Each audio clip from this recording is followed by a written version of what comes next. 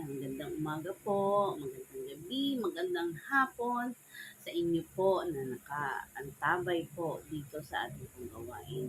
Kung ano man pong oras kayo datnan ng gawain na ito, kung nasaan man po kayo, ako po bumabati sa inyo ng isang magandang araw po. At ito po ay pribilehiyo para sa akin na makapagbahagi sa inyo sa gawain na ito. Makapagbahagi po ng salita ng Lord at mga experience na hinihingi po ng tema na ito. Magandang umaga nga po muli. At tayo po ay nasa 45th season na po ng gawain na ito ng Church of the Living Faith, Prayer and Fasting for the Nation. At ang ating pong tema ay the things that I do to step into and claim victory over the evil schemes of the enemy. Ayan. At tayo nga po muna ay manalangin. Ama namin Diyos, salamat po Panginoon sa isa pong pagkakataon na ito na maging makapagbahagi ng inyong pong salita at experience sa buhay at kung paano po mapapagtagumpayan ang gawa ng kaaway sa aming buhay. Lord, ikaw po ang maihayag ng malaya, Panginoon, at dalangin ko rin po, O Diyos, na ikaw po ang magsalita, gamitin mo po ako na iyong vessel upang maipahayag ang iyong salita po. At dalangin ko, Panginoon, na ang kalulhatian ay malantad at ikaw po ang maitaas, Panginoon, sa mga sandaling ito, sa pamamagitan ng video na ito, Panginoon. I cast out the works of the enemy, ang pag-iistorbo, ang kaaway ay aking sinasaway sa pangalan ni Jesus. At dalangin ko rin po sa iyo, O Diyos, na ang mga sandaling ito ay ikaw po ang mag-shine, Panginoon. Itago mo po ako sa iyong likod, Panginoon, in Jesus' name. At salamat po, Panginoon, sa mga sandaling ito.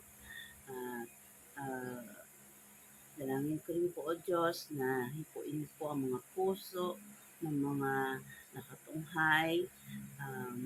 They are waiting for this time or napadaan lamang, Panginoon. At ang mga suliranin nila ay kayo po ang magbigay ng mga solusyon, Panginoon. In Jesus' name, Lord God, I ask for this. Amen. Yan, magandang gabi nga po sa inyo pong lahat at sa ating pong lahat din. Ako'y bumabati mula sa balat ng Pilipinas. Nandito po ako sa Batangas. At yun nga po, ang ating pong tema ay how to win. The things that I do to step into and claim victory over the evil schemes of the enemy. Ano po, nakakatuwa po lately, ang mga tema po natin sa ating pong gawain na ito ay yung pagbubungkal po ng mga experiences natin about how we deal about our Christian life and walk in the Lord. Ano po, at this time, ito nga po ang sa akin po, nung unang pong, hindi po nung una noon pong hindi po tayo nakakakilala sa Lord or wala pa tayong relasyon sa Kanya, ay wala tayo pong paglaban, wala tayong resistance. Wala pa tayong resistance sa mga maling gawa. Wala pa tayong preno. At kung meron man tayo, yun lang sinasabi na magagalit ang magulang ko, yun, hanggang mataas na yun. Galit ang magulang ko, pag tayo nasa school, magalit si ma'am, galit si sir. And beyond sa katotohanang may nakatunghay po sa atin, hindi po tayo aware doon. Hindi po tayo, ang mga kilos natin ay hindi po regarded sa Lord kung siya ba ay matutuwa or siya ay hindi malulugod sa gawa natin. Pero kung ngayon po ay binibigyan na natin ng glory ang Lord sa ating mga gawa. Kung wala kung wala tayong relasyon sa Lord, kung wala po tayong relasyon sa Lord, manalo man tayo sa mga laban natin, or makamtan man natin ang lahat or maraming ino-offer ng mundo, ay wala pa rin po tayong pagwawagi o hindi pa rin po tayo magwawagi at the end sa mata ng Lord. Yan po, yan po yung what the Lord offers: fame, yaman, wealth, and maging sikat ka, kilala ka sa kalaparan ng lupa, hindi ka man maging sikat sa buong mundo. Ayan, yan ito pa yung maging very successful ka. Ayan, successful ka, yumaman ka, yung title mo sa pangalan, meron sa harap, meron sa huli. Yan. Makita mo man yan, meron ka pa rin void sa iyong puso. At nararamdaman mo, hinahanap mo yan at the end. At si Lord lang ang makakapuno ng void na iyan. Yung parang lagi, yung bang meron kang hinahanap mo, ito lang ba?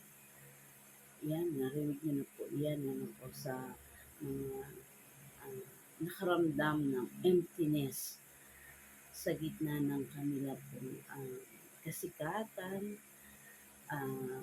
kayamanan, yung fame, yun. Still may void po sa mga puso. Si Lord lang po ang makakapuno po ng void na yan, emptiness, loneliness. Yan. Sa Lord lang po merong may kaligayahan. Yan po. Now, we go sa atin po topic. Paano po ba maka-win, makalampas, or how, the things that I do to step into and claim victory over the evil schemes of the enemy. Kapag, ano po ba ang ginagawa kapag ikaw ay nasa pag-aatake ng kaaway? How are you going to win it over?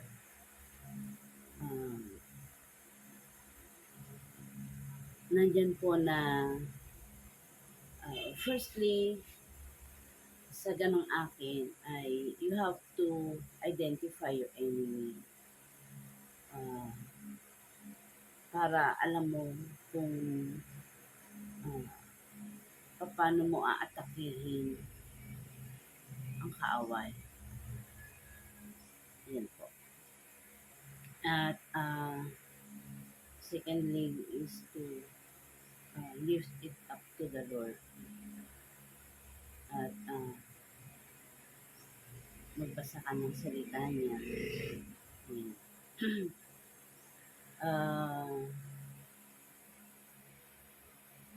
Our mind is the landing strip ng kaaway. Ano po? Andyan po na ang pagsalakay po niya una sa isipan natin, bubulayin at ayan, minsan lalabas na sa bibig mo yung atake niya. Kapag nananalo na siya, andyan, lalabas na yung selfie. Uh, Maglaland sa isip, bubulayin, dadaan sa puso mo, yan, lalabas na sa bibig mo. Mag-manifest na siya. And how are you going to stop it? How are you going to uh, win it over? Yun nga, una, identify.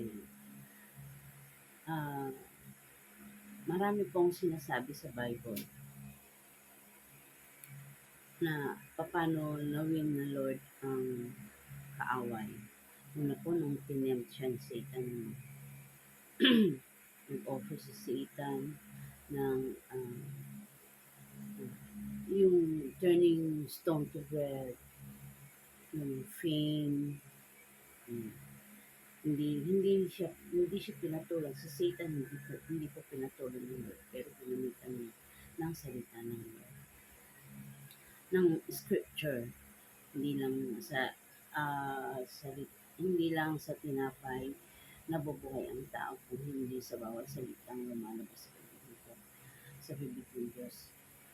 Um, uh, Gamitin natin ang salita ng Lord, ang Biblia, para ibalik sa kaaway ang ang paano niya tayo gustong atakihin. Yan, at sa salita ng Diyos makakakuha tayo ng kapayapaan.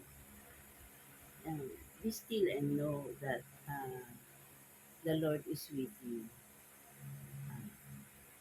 Hindi po ang warfare na ito ay within our physical bodies na gagamitan ng armalite, gun, bulok, ballpen, panaksak. Ito po ay spiritual warfare din po. At ang kaaway ay roaming over us at talagang kung ano ang ginagawa natin, meron man may space na papasukin ng kaaway, gagawa niyang pumasok po. Kaya po, ang ating pong sandata ay ang kanyang salita. Amen po. Yan. Spiritual battle po siya. Hindi po tangible things ang ating mga sandata kung hindi po salita niya. Kaya po tayo po ay lagi magbabasa ng salita ng Diyos. Lagi po natin bubulayin ang salita ng Diyos. At yun po, una, yun. At tayo po ay manalangin. Lagi po tayo manalangin. Alam niyo po nung na-experience ko nung nasa OCC, it's kaiba po talaga. Kasi po every weekly at nung bandang huli ay talagang nag-push kami na madaliin na dahil malapit na kami sa deadline. Na-experience ko po talaga ang salita niya ay very powerful po. Talagang nagmamanifest po na how you read it, how you pray, nananangan ka sa kanya pong kapangyarihan. May kakaiba pong occupation siya sa ating spiritually. Talagang very strong siya. At you have to obey, you have to go on willingness para po ang salita niya ay mag-work sa atin.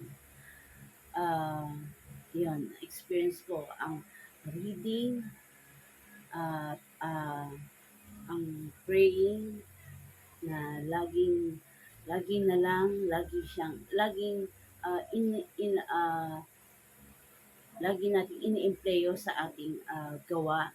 Yun po, naramdaman ko po ang greatness ng kanya pong salita. The power of His Word talaga po. At yung very rigid ang pag-aaral, ang pananalangin, ah, talaga pong ini-encourage ko po kayo na ah, kayo po ay ah, mag-aaral po ng salita niya. You follow some yung mga patterns, halimbawa yung mga daily devotions ng yung mga booklets po na yan, you follow para po meron tayong guide on how to uh, understand pa ng salita niya. Yan, para maging efficient po tayo sa pagbabasa ng kanyang pong salita. Yan. Huwag po natin ipalit yung mga literatures na yon sa pagbabasa ng Biblia. Yun na lang po babasahin tapos din. Uh, it will help us to understand better or more in some of our daily lives, the application, yun po. Pero po, huwag po natin skip ang yung pagbubulay, pag-aaral ng salita niya mismo, ang Biblia po. Ayan. Yun po. Mag-consult po tayo sa salita ng Lord at manalangin. Yun po. At sa panalangin po ay ano po ba ang uh, great benefit po nito? Of course, nakakalapit tayo sa Lord, na ihihinga natin yan. Nasasabi natin yung ang mga sitwasyon, mga nararamdaman natin. Gusto ng Lord na tayo lumapit sa Kanya, maramdaman niya na tayo ay dependent sa Kanya. Hindi po yung sa sarili natin lakas, kinakalaban, lumalaban tayo. Sa Lord lang. Ang Lord had ano sabi sa Romans 8:28, we are more than conquerors because the Lord na panalunan na nga po ng Lord ito. At kung paano niya napanalunan, pinapakita po sa Biblia na we just have to follow Him. Yung bang hindi hindi naman niya tayo pababayaan, ano po, hindi niya tayo pababayaan sa labanan sapagkat tayo ay kanyang mahal. Hindi niya tayo hahayaan na lumaban mag-isa. Andyan ang kanya pong salita na maggagabay to be an example of how he won it. Yan po.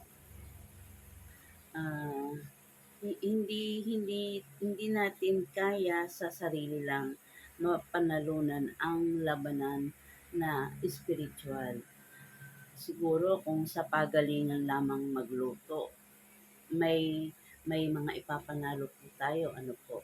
Kung sa pagalingan lamang magkulot, mag-ahit ng kilay, o yan, magtahi ng damit, magawa ng tinapay, magawa ng bahay, meron po tayong ibubuga laban sa ibang gumagawa rin ito. Pero when it comes to spiritual battle, talaga pong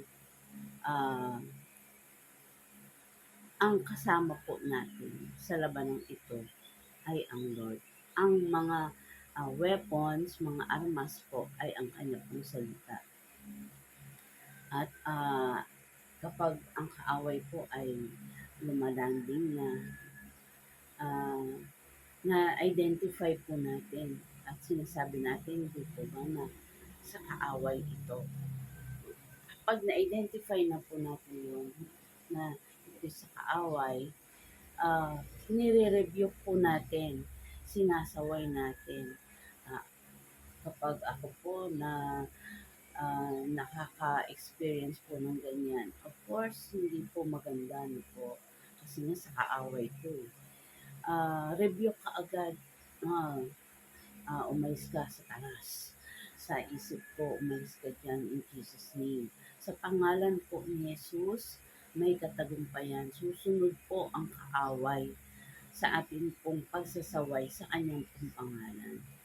Ah, Yun po, pagre-review, tinuro po yan, di po ba, na yung pagsasaway sa kaaway, pagpapaalis, casting them out, yan po ay sinabi po sa panalangin, no, na yung sa Our Father, yung sa pattern of prayer, it's a pattern po. It's not the way, how, it's not uh, the word per se ang ating pong pagpapanalangin. Pero yun po ay tinuro na yung laman po nun ay ito po yung pattern ang pag-glorify sa Lord, ang kagustuhan niya ang masunod sa atin. Yan. Kung ano ang babind natin, yung, meron pa pong verse po na ah, kung ano ang i-bind natin sa lupa ay siyang babind sa langit. Kaya po sinasaway natin ito sa pangalan ni Jesus. Then, ah, ito po ay mangyayari sa pangalan ni Jesus. Yan po. So, yun po sinasaway po natin ang kaaway sa pangalan ni Jesus. Hindi lang basta natin sinasaway. O, umalis ka dyan, o, lumayas ka dyan, nang walang authority, no, nang walang uh, mentioning ang kapangyarihan sa pangalan ni Jesus. Kasi po, takot po sila. And He knows who is Christ is. Uh, ang kaaway po, kung tayo kilala, mas kilala nila si Jesus. Dahil po, uh, naging talunan na sila kay Jesus, tayo po naman ang inaatake. Kaya po, ginagamit natin ang salita nila dahil takot po sila. Talunan po ang kaaway sa pangalan ni Jesus. Kung sa pangalan po natin, baka po may chance. Pero po sa pangalan, may chance sila na manalo. Kaya po maraming laman ang mga preso. Nandun po sila. Yan. Ang mga nag yung mga pinataob ni Satan, yan, nakakulong po. Pero po, sa pangalan ni Jesus, ginagamit na po natin ito para sila ay uh, maging talunan. Sila ay umalis. Sila ay sumunod sa pangalan ni Jesus. Amen.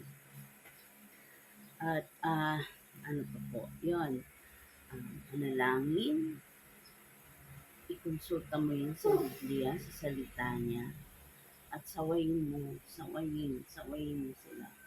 Sawayin mo sa pangalan ni Jesus. Minsan nga may naririnig ako. Ibang nagulat lang, ginagamit pa yung salita niya na, alam mo na, tapos merong, yun nga, ginagamit, yung salita niya mismo, sabihin, in Jesus' name what? Yan, bahala na po siguro ang Lord kung ano po ang kanilang purpose ng pagsabi ng kanilang in Jesus' name. Pero, lalo't may nakakarinig, o saan ginagamit yan? Kung ikaw ay nagsasaway, diretsuin mo, in Jesus' name, get out, gano'n. Hindi bitin. Ano po, ano pa po, sa akin po yun, very basic. At kung dadaanan ka, sabihin mo sa iyong panalangin na i-occupy ka ng kanyang presensya. May struggle po talaga sa pakikipaglaban. At you need to be patient. You have to wait on the Lord. You have to endure ng mga pagtitiis, pagtityaga sa pagkilos ng Lord. Ano po, yung dependence sa Lord ay you have to endure it. At ang Lord po ang kikilos. Huwag po nating pangunahan ang kanya pong kapangyarihan. Amen po. At ito pa po may binanggit ako dito na nakakatuwa lang po. Ano po, talagang ang kanya pong salita ay nakakapagbigay ah, kagalakan sa amang puso po natin. Siya lang po ang makakapagbigay ng kagalakan lagi-lagi sa puso natin. Ito po yung binasa natin kanina, Romans 8:28. Sabi, ah, sa English po mga, let's just read it. Mahirap magbasa po ang yet in all these things we are more than conquerors through Him who loved us. Uh, we are more than conquerors na nga po. Through Him. Kapag hindi po sa pamamagitan ni Kristo, hindi po tayo magiging victorious conquerors. Ano po. Dahil yan po ay nauna ng the Lord had won it over sa kanya pong buhay dito po sa ibabaw ng lupa. Siya po ay 100% God and 100% human. Nung po nandito po siya sa lupa, he displayed his ang kanya pong pagkatao, paano po niya pinataob ang kaaway. At dahil po sa mahal po niya tayo, ay ayan, dahil po sa mahal niya tayo, hindi niya po tayo pababayaan. I-claim po natin yan at sa tuwing kailangan mo ang kapangyarihan niya, ang kanyang gabay, ang kanyang kalakasan, claim it, claim it. And also, ito po sa Romans 4:15-16, magandang balita Biblia, ito po ang sabi, ang ating pinakapunong paring ito ay nakakaunawa sa ating mga kahinaan sapagkat tulad natin, tinukso siya sa lahat ng paraan. Subalit, kailan may hindi siya nagkasala. Verse 16, kaya huwag tayong mag-atubiling lumapit sa trono ng mahabaging Diyos. Mahabagin po talaga ang Lord ano po, upang makamtan natin ang habag at pagpala na tutulong sa atin sa panahon ng ating pangangailangan. Yan, huwag daw po tayong mag-atubili, magdalawang isip, mangamba na tayo ay lumapit sa Lord. And He is welcoming us sa ating paglapit. Ang gusto niya ay tayo ay lumapit sa Kanya. At gusto ng Lord na gamitin natin ang Kanya pong kapangyarihan at hindi po ang sarili nating kakayanan. Dahil po ang kakayanan natin ay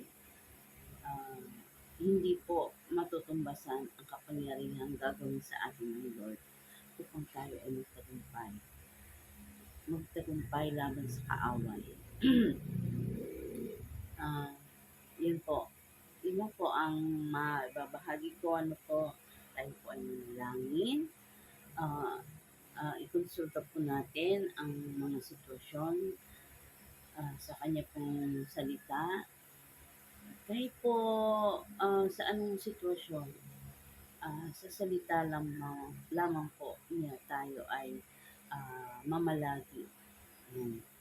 Lagi po natin bulayin ang kanyang salita upang makita po natin sa salita niya ang kaparaanan ng pagtatagumpay. Sino po ang makapagbigay ng katagumpayan sa atin? Paano po natin i-claim ang mga panglaban sa kaaway? Yan po. At i-review po natin. Yan. I-review po natin ang kaaway. Dahil po ang kaaway ay laging gusto yung gustong sisilain tayo, gusto tayong ma-trap, hmm, at, paglaruan tayo, hmm, paikutin sa kanyang, gusto. Yan ang gusto ng kaaway at, yung sirain ang ating relasyon sa kanya. Kasi may mga pangyayari na kapag, nakagawa na tayo ng hindi sa gusto ng Lord, merong hindi na tayo lalapit, sisimulan na ng kaaway na sirain ang ating relasyon. Yan ang gusto ng kaaway, masira ang ating relasyon sa Kanya. At tayo ay lumayo na ng lumayo, ng lumayo, manlamig, nakasilamig na ng yelo, silamig ng tubig sa batis. Yan. Yan ang gusto ng kaaway. Tayo ay lumayo sa Kanya. Lumayo sa ating manlulu, man, mananubos. Yan. So, uh, I hope na meron po kayong intindihan, meron po kayong na gets na paano po tayo lalaban sa ating kaaway. At paano po natin, paano po tayo magwawagi, magiging victors sa Lord. Ano po, at tayo po ay manalangin. Ang naming Diyos, kami po ay nagpapasalamat, Panginoon, sa pagkakataon na ito na kami po ay nakapagbahagi ng inyong salita at paano po sa ganang amin ay na-i-imply, na-work out namin ang iyo pong salita sa pagkipaglaban sa kaaway. Lord, salamat po, Panginoon, dahil ikaw ang aming tagumpay. Ikaw ang aming refuge, Lord God. Ikaw ang aming dakila, Panginoon, na nagbibigay sa amin ng kalakasan o paano po kami magtatagumpay sa kaaway. Lord, hiningi ko namin sa inyo, Panginoon, manatili ka sa aming mga puso. Ang apoy, Panginoon, ay panatilihin mong nag-uumapoy, palagi nagliliyab, ablazing, Lord God, sa aming buhay, Panginoon. At hiningi ko namin ito sa pangalan ni Jesus. Keep us burning, O Lord God, sa iyong salita. Ang iyong presence, O Lord God, ay aming pong hinihingi, Panginoon. Sapagat sa iyong presensya ay may katagumpayan, sa iyong presensya ay may kagalakan, Panginoon. Lord, salamat po, Panginoon. You are our victory, O Lord. At Lord, hinihingi po namin sa pangalan ni Jesus ang inyo pong gabay sa aming pong bansa, Panginoon. Lord, ikaw po ang aming tagumpay, Panginoon. Ikaw ang aming refuge. Ikaw ang aming hiding place, O Lord God. Ang mga kaaway, Panginoon, ay talagang nilulukob. Nilulukob po kami. Ginagamit ang mga kaparaanan. Paano po ang kanyang mga plano ay magtagumpay sa amin. Kaya Panginoon, salamat, ikaw ang aming kakampi, Panginoon. Sa inyo kami lumalapit sapagkat ang mga bagay na ito ay napagtagumpayan mo na. Lord, salamat, kami po ay may mga relasyon sa inyo, Panginoon, upang itong relasyon na ito, Panginoon, ay nire-reveal mo sa amin ang mga paraan mo paano po napagtagumpayan ito. Lord, salamat po, Panginoon. Salamat po sa inyong Santong Espiritu na nagli-lead sa amin sa katagumpayan din po, Panginoon. Salamat po, Panginoon. At Lord, tinataas ko po, Panginoon, sa pangalan ni Jesus, ang aming pong bansa. Lord, ikaw po, Panginoon, ang mag-lead sa aming presidente, Panginoon. Ikaw po ang magbigay ng mga tao, Panginoon, na palibutan mo siya, Panginoon, ng mga taong may takot sa iyo, may relasyon sa iyo, Panginoon, at ang kanya pong takot, ang presidente ay magmula sa inyo, Panginoon. Ang inyo pong salita ang kanyang maging sandigan, O Lord, in Jesus' name. At Lord, sa mga bansa po na stepping into our rights, Panginoon, bilang sovereign country, Panginoon. Lord, hiningi po namin ang inyong kalakasan, iyo pong wisdom, Panginoon. How we turn them over, Panginoon. Ang palayasin sila sa aming pong lupain, Panginoon. Ang pananakop nila, Panginoon. Hiningi po namin sa inyong pangalan, Panginoon, na sila po ay umalis. Ang kapangyarihan mo ang gagawa ng kaparaanan, Panginoon, ng mga paano po sila paaalisin sa aming pong lugar, O Diyos, in Jesus' name. At ang pagbubuli po nila, Panginoon, ay pinapawalang bisa namin sa pangalan ni Jesus. Hindi po namin pinapayagan, Panginoon, sa pangalan ni Jesus, sa pangalan ni Jesus. Hindi namin ito pinapayagan. Dahil sila ay takutin ang mga kabayan namin sa pangalan ni Jesus. Sa pangalan ni Jesus. Ikaw po, Panginoon, ang gumabay. Ikaw po ang magbigay ng harang katulad ng ginawa mo kay Job.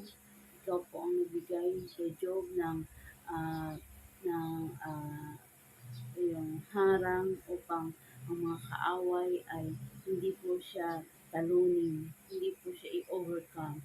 Lord, ganun din po ang hihingi namin ang inyong pong pagbabakod, Panginoon, sa amin po mga uh, rights, Panginoon, uh, mga sakop ng aming bansa. Ikaw po ang nagbigay ng harang, Panginoon, upang ang mga kaaway na ito ay magkaroon ng hangganan, O Diyos, sa pangalan ni Jesus. At ang kapayapaan mo lamang, Panginoon, ang mamalagi, Panginoon, sa mga lugar na ito, Panginoon. At ang mga pananakot nila, ng mga naghahari-harian na ito, nananakot na ito, mga nagbubuli, Panginoon, ay ipinig mo po, Panginoon, sa pangalan ni Jesus. Sa pangalan ni Jesus. At ang kapangyarihan mo lamang ang manaig sa kanila pong mga puso, Panginoon, in Jesus' name. Hindi man po sa mga arms, Panginoon, namin sila mapinig, but we apply, we use your word, Lord God, sa pagpipinig sa kanila. Sa pangalan ni Jesus, kapayapaan mo lamang ang hinihingi po namin na mag-cover sa amin at magbigay ng protection sa aming pong bansa. In Jesus' name, in Jesus' name. At sa mga pastor po ng aming pong denomination, ang aming pong Church of the Living Faith, Christ-centered, Lord, hinihingi po namin ang mga pastor na naglilid sa mga kanya-kanya pong nasakupan sa Valenzuela, Navotas, Malabon, at sa mga i-build up pa po ng mga churches, Lord God, ng CLF, sa Apayao, sa uh, sa bandang Bulacan, Panginoon, at ito pong sa amin po na sa Padre Garcia, at ito pong sinisimula na po sa Talahibandos. Lord God, ini po mga pastor po na inililid mo po, nilalagay mo po sa mga lugar na ito. Ikaw po ang magbigay ng kakayanan sa kanila, Panginoon, upang mag-lead according to your word, Lord God. At ibigay mo po sa kanila ang mga pangangailangan nila, Panginoon. Ang inyong pong salita, Panginoon, ay maging sapat upang ang kanila pong paglilid ay maging we give you glory, Lord God.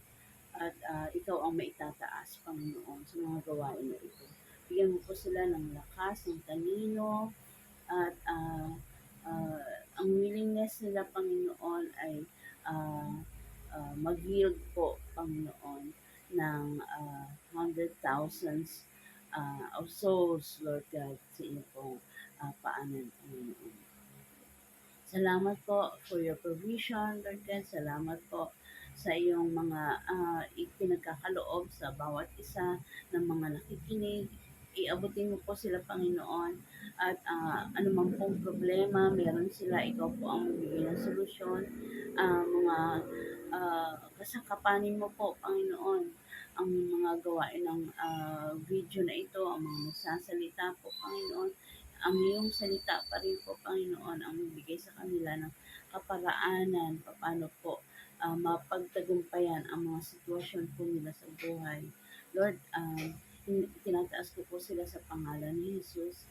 Ano man po ito, Panginoon, mga sitwasyon nila, ikaw po ang mag-abot sa kanila, Panginoon. Meet them, Lord God, sa mga sitwasyon nila. Ikaw po ang magkalma ng kanila po mga puso. Ikaw po ang mag-provide ng mga solution sa kanila pong mga kinakaharap, Panginoon. At punuin mo po sila ng iyong Santong Espiritu, punuin mo po sila ng kapayapaan, punuin mo po sila ng pag-asa, Panginoon. Salamat po sa lahat ng bagay na ito, Panginoon. Salamat sa katagumpayan, Panginoon. Salamat po sa pag-aabot sa amin, Panginoon. Salamat po in Jesus' name, and we bring you back all the glory, all the praises, O Lord God, in Jesus' name. We pray. Amen. Amen. Salamat po at magandang gabi, magandang umaga, mahimbing na pagtulog at masiglang umaga ang sinisimula ng Lord sa inyo, sa atin po lahat. At pagpalain po tayo ng Lord. Amen. Goodbye. Sayonara. God bless.